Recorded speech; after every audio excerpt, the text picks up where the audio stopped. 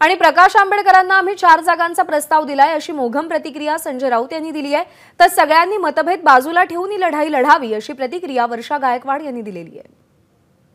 बाळासाहेब आंबेडकर यांच्याशी आमचा संवाद चालू आहे, डायलॉग, त्यांच्या भाषेत डायलॉग चालू आहे। लोकशाहीमध्ये संवाद असणं महत्त्वाचं आहे आणि तो आमचा संवाद आहे। काल रात्री आम्ही बसून वंचितच्या नव्या प्रस्तावावर चर्चा केली सगळ्यांनी। बाळासाहेब आंबेडकर हे सन्माननीय प्रतिष्ठित नेते आहेत। या महाराष्ट्रातली शोषित पीडित वंचित जनता जी आहे, आंबेडकरी जनता विचारांची जी आहे, त्यांची इच्छा अशी आहे की ह्या वेळेला काही करून सगळ्यांनी एकत्र राहायचं।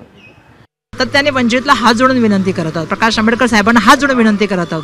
काल मला धन्यवाद द्यायला पाहिजे की भीमराव आंबेडकर साहेब आणि त्या ठिकाणी अनुज आंबेडकर साहेबांनी येऊन ही संविधानाची लढाई आणि त्यांनी त्या ठिकाणी आदरणीय राहुल गांधीजींचं त्या ठिकाणी स्वागत केलं। त्यांना घेऊन ते जे आहे ते चैत्यभूमीमध्ये घेऊन गेले आणि मी त्यांचा धन्यवाद देते, कारण ह्या देशाचं संविधान लोकशाही टिकायची असेल तर आपण सगळ्यांना आपले मतभेद आणि थोडेफार जे काही डिफरन्सेस असतील ते बाजूला ठेवून एखाद्या दुसऱ्या सीटमध्ये ॲडजस्टमेंट करून ही लढाई लढली पाहिजे असं माझं नम्रतेचं त्यांना। एबीपी माझा, उघडा डोळे बघा नीट।